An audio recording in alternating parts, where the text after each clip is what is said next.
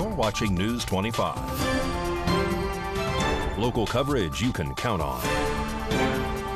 News 25 is brought to you by J.K. Nelson Law, voted best of Pahrump for 4 years. Give them a call, 775-727-9900. News 25 is also brought to you by Gunny's Air Conditioning and Heating. New, service, and repair. Call Gunny's, 775-727-6800.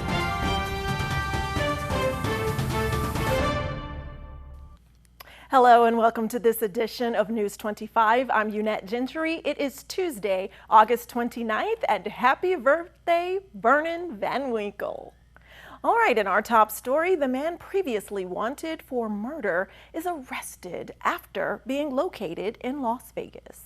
John Vitulkus, who was previously wanted by the Nye County Sheriff's Office for murder, has been arrested. This began on August 21st when a deceased person was located in the front yard of a residence at 921 West Irene. Through investigation, officers determined the body was a victim of murder and died as a result of gunshot wounds. The victim was identified as Martin Risk, who was 64 years old. As investigations continued, officers found that not only was Risk's vehicle missing, but it was also involved in a vehicle pursuit on August 19th. A female, identified as Lene Powell, was taken into custody. However, the driver, which was later identified as John Vitulkus, allegedly fled the scene. The next day, on August 20th, a vehicle pursuit took place where Nye County Sheriff's Office deputies followed the vehicle to Shoshone, California, until the pursuit was terminated and the driver was not identified. As officers investigated, they found that the driver of the vehicle was John Vitulkus. It was also determined by officers that Vitulkus allegedly shot and killed Risk shortly before the first interaction with law enforcement on August 19th. An arrest warrant was promptly obtained for Vitulkus, and detectives later discovered that the second vehicle was located in Las Vegas. Metro Police was contacted and requested to search the location, where they found not only the vehicle, but Vitulkus as well. John Vitulkus was arrested and is currently being held in the Clark County Detention Center under the charges of murder and felony evading an officer. Vitulkus is currently pending transfer to the Nye County Detention Center, and the Nye County Sheriff's Office urges those who may have any information related to this investigation to contact them at 775-751-7000. That's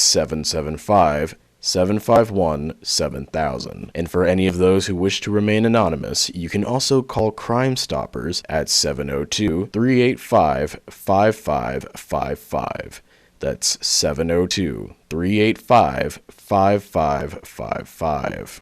In today's update on Maui, Hawaii, Electric acknowledged that their involvement in the wildfires and the members of Nevada Task Force 1 have now returned home. RJ Camacho gives us those details. In news related to the Maui wildfires, Hawaii Electric, who was recently sued by the county of Maui in relation to the fires, has publicly stated and acknowledged that its power lines started a wildfire in Maui. However, the electric company has also faulted the firefighters who stated that the blaze was contained and left the scene, only for a second wildfire to break out nearby. On August 27th, Hawaii Electric Company released a statement regarding the lawsuit from Maui County, which alleged that the company failed to shut off power despite exceptionally high winds and dry conditions. In their statement, Hawaiian Electric stated that the complaint was factually and legally irresponsible, and stated that its power lines in West Maui had been de-energized for more than 6 hours when the second blaze had started. A Honolulu attorney working as co-counsel on the lawsuit stated that if the power company's lines hadn't caused the initial fire, that this would all be moot.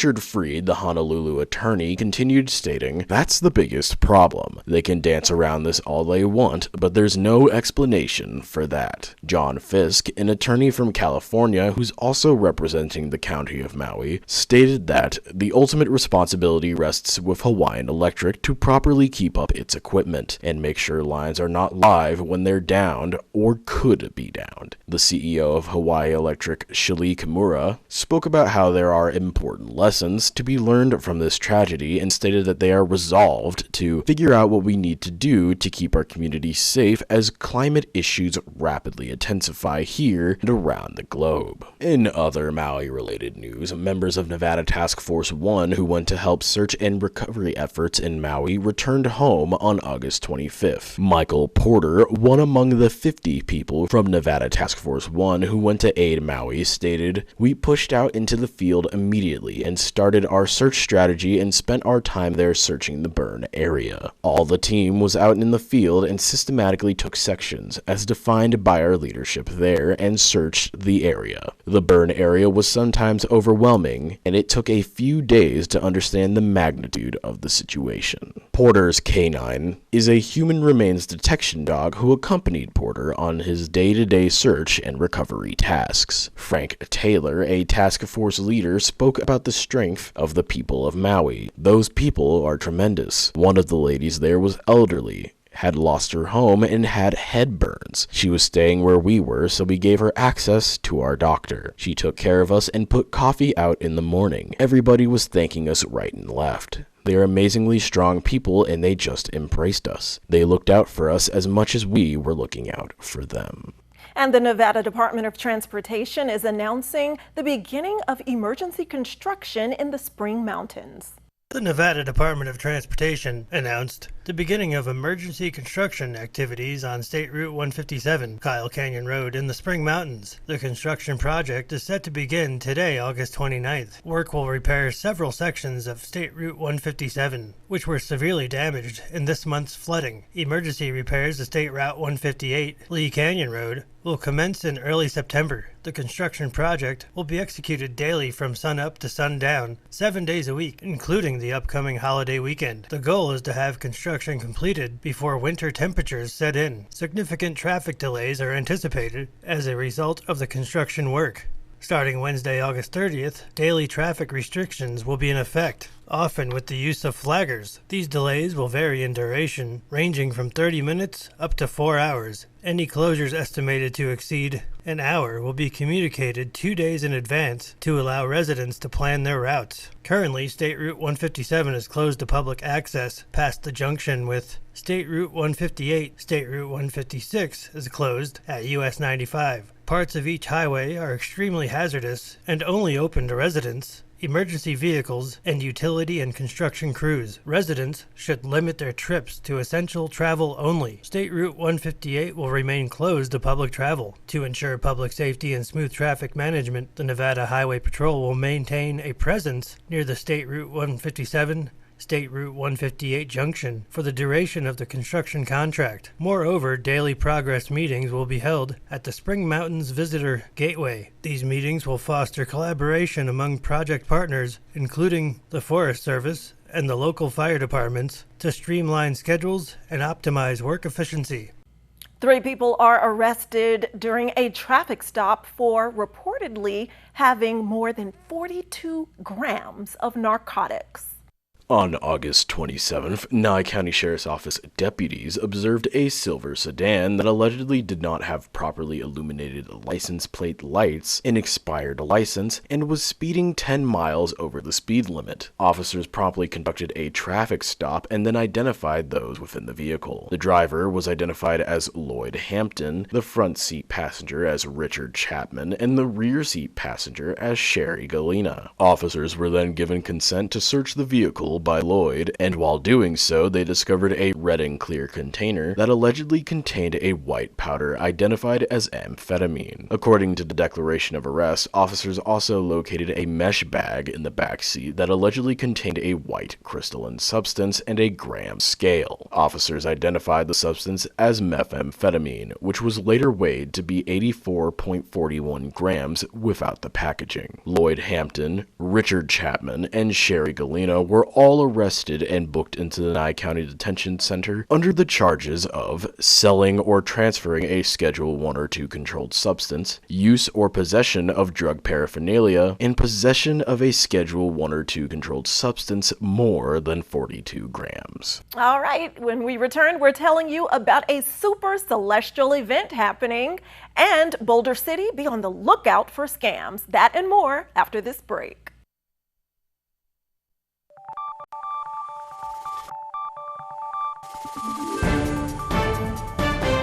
You're watching News 25. Local coverage you can count on. Welcome back to News 25. Well, coming up soon, there will be a mesmerizing sight in the sky this Thursday evening, and it only happens once in a blue moon.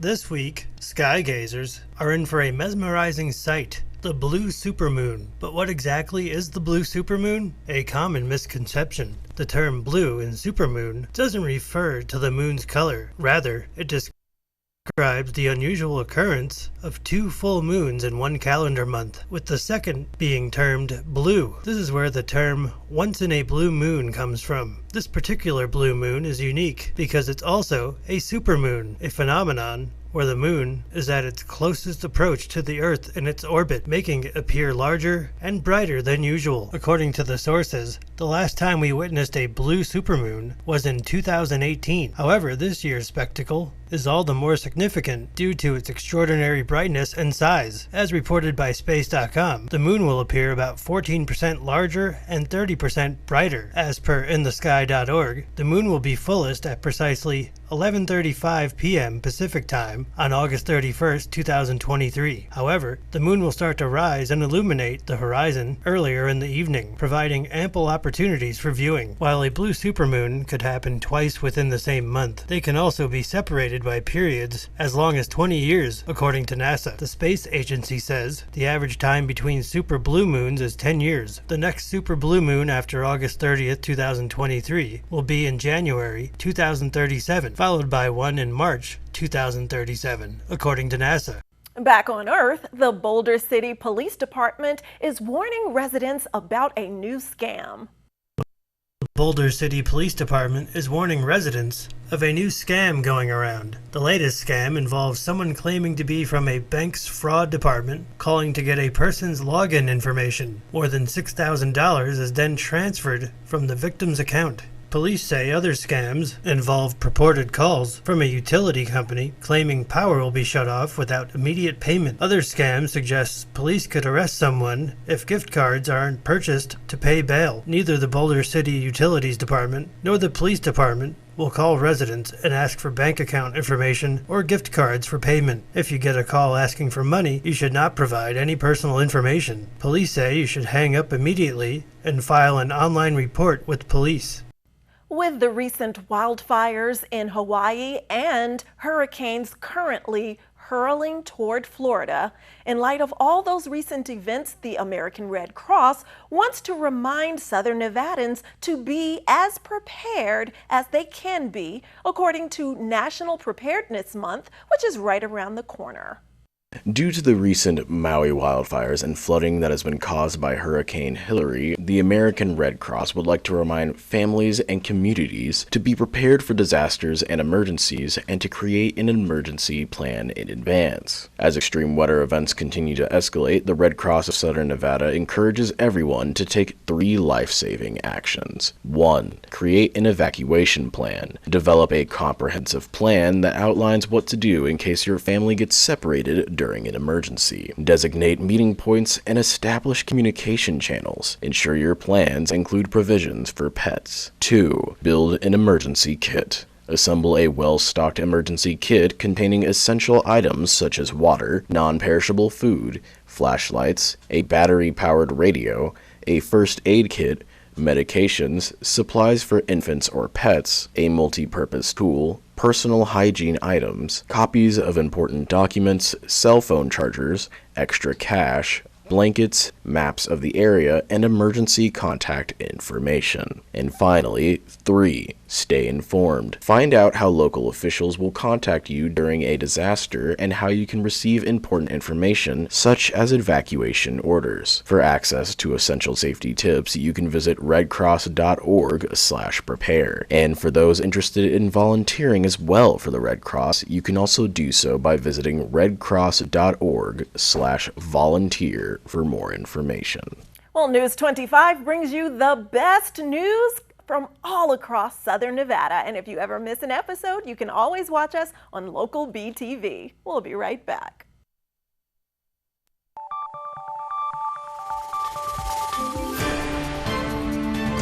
You're watching News 25. Local coverage you can count on. News 25 is brought to you by Mountain West Lawyers, Injury Attorneys, 727-9500. Welcome back. Well, in today's health news, we've all heard that breakfast is the most important meal of the day, and Cleveland Clinic dietitians certainly agree, but they're also warning that not all breakfast foods are created equal. The marketing is outstanding with a lot of these products, and they really make it look so delicious, and the wording on it really does make it feel like it's going to be healthier for you. But then when you look back on the food label and you see that it's got tons of sugar, processed flour, no fiber, those are the things that aren't going to set you up for having a good morning.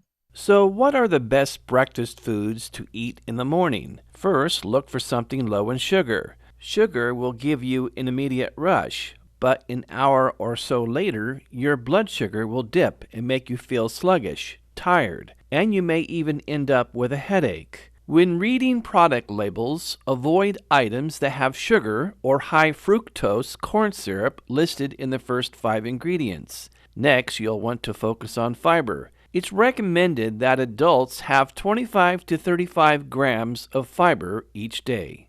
Fiber is what's going to help slow down that digestion. It's going to trickle that blood sugar into your stream, so you're not going to have these highs and lows. It's going to help keep you fuller longer, but it's also going to help with digestion, so you have good GI health. So looking at something that's going to be 3 grams of fiber or more per serving is going to be important.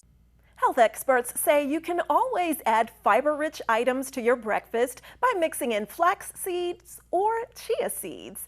And if you're not allergic, nuts are also a good source of fiber. News 25 WeatherCam is brought to you by Lerner and Rowe Injury Attorney's Office in Pahrump. In a wreck, need a check? Call 702-877-1500. Let's look outside through our Lerner and Rowe weather cam and look at the lovely lake. It looks like Lake Las Vegas. Gorgeous skies, blue skies. We'll take a closer look at our temperatures when we return.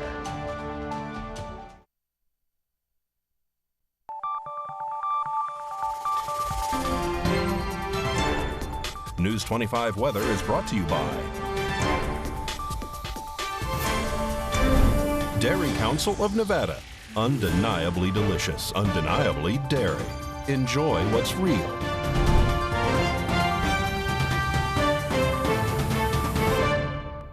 Hi, good evening. Nevada. John Kohler from the KPVM Channel 25 Weather Studios, all up and down the Ace Country Radio Network, worldwide on the local BTV app, the app that's stain resistant. And that's a nice feature. 91 degrees in Fernley, 92 out in Fallon. Carson City, cool. You're the Cool Spot Award at 87. Resting the honors from Tonopah, which just hit 90. Try harder next time, guys. Goldfield at 91. Beatty, 101 degrees. Yeah, you got some dedication to that. 108 in Amargosa and Las Vegas. But who wins the over-under? Well, that'd be Vegas. Heading down a low tonight of 80 degrees, and that's warmer. So hot spot. Congratulations, winner, chicken dinner. Death Valley doing its old tricks. 117 degrees, but here in the paradise of Pahrump, let's take a look. Our current temperature, 104 degrees. Super nice. 105 just a little bit earlier. South-southwesterly winds to 10 miles per hour. Boy, that pool felt good when it's in these triple digits. Sun rose this morning at 6:13. We're looking for it to go away for good about 7:15. Hopefully it'll come back tomorrow. Yeah, it probably will. Low tonight, 76 degrees. Winds kindly out of the east at just 7 miles per hour. As we head on into the rest of the week, what do we see? Well, a couple days of sunshine. That's pretty good. And then a day of clouds. Winds kicking up just a little bit next couple, 3 days, bringing us some clouds on Friday. We might even have some rain. They say 24% chance. I'm saying, yeah, that's pretty much a lock. Temperatures dropping down to 90 degrees and low in mid-80s next few days, and then returning to a fighting form at 93 next Tuesday. I kind of like this part of the early fall, late summer. Nice weather. Good job, nature. All right, back to the desk. Here's Unette. Oh no, you caught me reading it again. Thanks so much, John, though. But that's just how good this Southern Nevada Strong magazine is. There are lots of great articles in here, even one on its 18th anniversary. And there are also features and ads from all the great local businesses in and around Pahrump. So be sure to grab your copy. All right, that does it for this edition of News 25. I'm Unette Gentry, and from all of us here at KPVM and 8th Country Radio, thanks so much for joining us for this episode, and we'll see you on the air tomorrow. Good night.